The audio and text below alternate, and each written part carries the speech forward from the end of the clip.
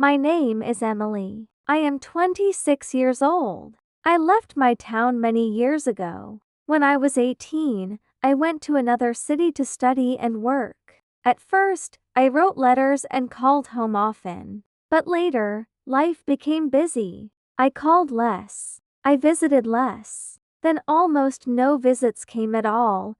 My mother lived alone in our old house near the river. My father died when I was a child, so it was always just the two of us. My mother worked very hard to raise me. She cooked for me, washed my clothes, helped me with school, and stayed awake when I was sick. She was not rich, but she gave me everything she had. When I left home, I promised her I will come back soon, but soon became years. At first, I thought I was building a better life. I had a job. I rented a small apartment. I met new people. I learned how to live alone. But little by little, I began to feel empty. The city was loud, but my heart felt quiet and cold. Some nights I thought about my mother and our little house. I remembered the smell of soup in the kitchen. I remembered the garden behind the house. I remembered her voice calling my name. Then one day, I got a short letter from my neighbor, Mrs. Lane. She wrote only this: "Your mother is not alone anymore. If you want to see the truth, come home." I read that letter many times. I did not understand what it meant. Was my mother sick? Was she in trouble? Why did the letter sound so strange? The next morning, I packed my bag and bought a ticket home. The journey felt long. As the bus moved through small roads and green fields, my heart beat faster. I looked out the window and remembered my old life. I felt nervous. I felt guilty too. I knew I stayed away too long. When I finally arrived in my town, everything looked smaller than before. The streets were quiet. The shops looked old. Even the river seemed slower. I walked to our house with shaking hands. But when I reached the door, I stopped. There was a strange car outside.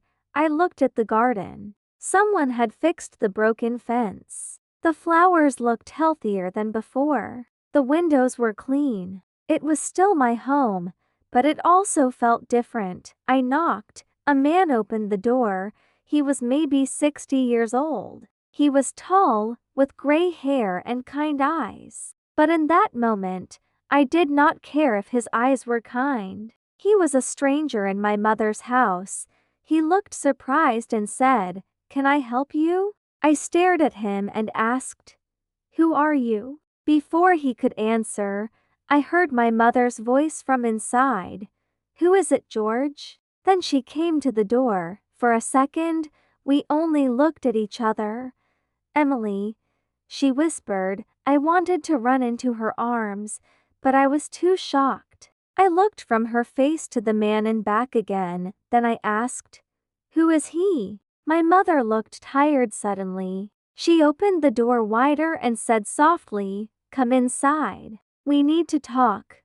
I walked in, but nothing felt normal. There was another coat near the wall, a man's shoes by the door, another cup on the table. Another chair moved closer to my mother's chair. Small things, but enough to tell me the truth. My mother said, "Emily, this is George. He has been living here for 8 months. 8 months. I felt anger rise in me. 8 months? I said, "And you did not tell me?" My mother looked down. George stepped back quietly and said, "I will go to the kitchen." When he left, I turned to her. "How could you do this?" I asked. "This is Father's house. You lived here with him. And now a strange man lives here too?" My mother's face changed. Pain appeared in her eyes. She said, "Emily, please sit down." But I did not sit. I said, "No, first tell me why." She was silent for a moment. Then she spoke very slowly, "Because I was lonely." Those 4 words hit me harder than I expected. Still, I was angry. "You had me," I said. She looked at me with sad eyes and answered, "No, Emily, I had your old promises. I had your silence. I had birthdays without you, winters without you, long evenings with no calls. I could not speak. My throat became tight.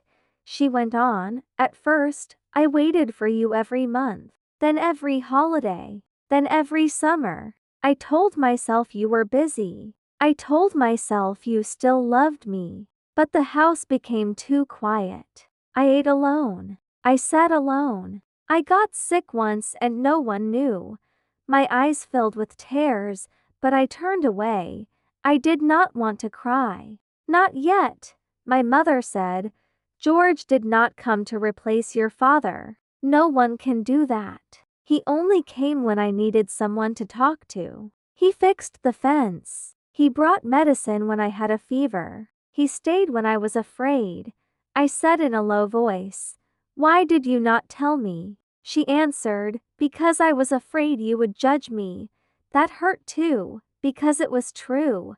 George came back quietly with tea, but I did not touch it. I sat down at last, but my heart was full of heavy feelings. I was angry with my mother. I was angry with myself. Most of all, I was confused. That night, I stayed in my old room. It looked almost the same, but not fully. The curtains were new. The desk was gone. The bed was smaller. I sat there in the dark and listened to the sounds of the house. I heard my mother laugh softly in the next room. I heard George's voice. It felt wrong to me. It felt like my old life had disappeared.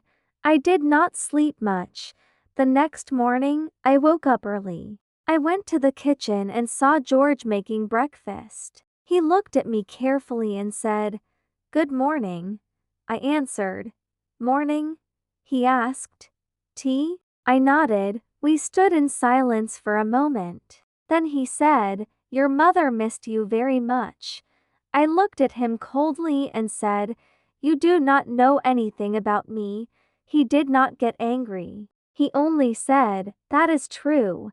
Then he gave me the tea and walked out into the garden.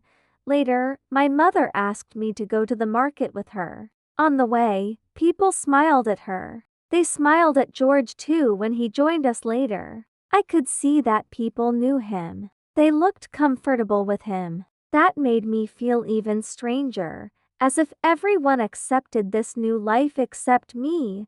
That afternoon, I found an old box in the living room. Inside were letters. My letters. The ones I sent years ago. They were tied with a ribbon. My mother had kept them all. Under them, I found another paper. It was from the local clinic. My mother had been there many times last year.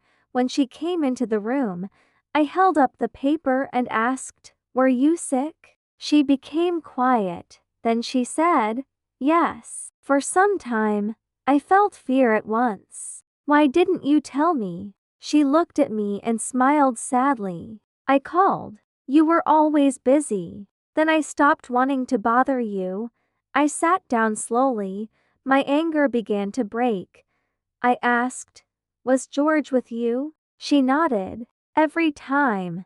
That evening, everything felt different. For the first time, I did not see George only as a stranger in my father's place. I saw him as the man who sat beside my mother when I was not there, and that truth was painful. After dinner, I went outside alone. The air was cold. I looked at the river and cried quietly. I cried because my mother had changed. I cried because the house had changed. But most of all, I cried because I understood that I had changed too. I had left home for years and thought everything would wait for me. But life does not wait. The next day, George was fixing a chair in the kitchen. I stood near the door and watched him for a moment. Then I said, "Thank you for helping her." He looked up, surprised. He answered, "She helped me too." After my wife died, I was alone for a long time. We were both lonely people. I did not know what to say. So I only nodded. Little by little, I began to see their life together. It was not some great romance. It was simple. He carried heavy bags. She reminded him to take his medicine. They drank tea in the evening. They spoke softly. They cared for each other. One afternoon, my mother came and sat beside me in the garden. She said, "Emily, I never stopped loving your father. But I was still alive. And I did not want to live the rest of my years in silence." I looked at her hands. They looked older now, thinner, more tired. Then I took her hand and said, "I am sorry I stayed away so long." She pressed my hand and smiled with tears in her eyes. "I know," she said, "for the first time since I returned." I put my arms around her. She held me like she did when I was little. I stayed home for 2 more weeks. During that time, I helped in the garden. I cleaned my old room. I cooked with my mother. Sometimes George joined us, and the house no longer felt so strange. Tea still was not the home I remembered, but it was still home. On my last evening there, we all sat together at the table. The light was warm. The room was quiet and peaceful. My mother looked happier than I had seen her in years, and suddenly I understood something simple but important. I came home expecting to find the past, but I found the truth. My mother did not betray my father. Life moved forward, and while I was far away, she found a way to keep living. When it was time for me to leave again, my mother hugged me tightly. George stood near the gate. Before I got into the taxi, I looked at him and said, "Take care of her." He gave a small smile and answered, "I will." Then I said, "And I will come back sooner this time." My mother laughed softly through her tears. As the car moved away, I looked back at the house. It was no longer only the house of my childhood. It had become something new, and maybe that was not a sad thing. Maybe it was life. Moral: sometimes home changes while we are gone. Sometimes people change too. But love can still stay, even in a new shape.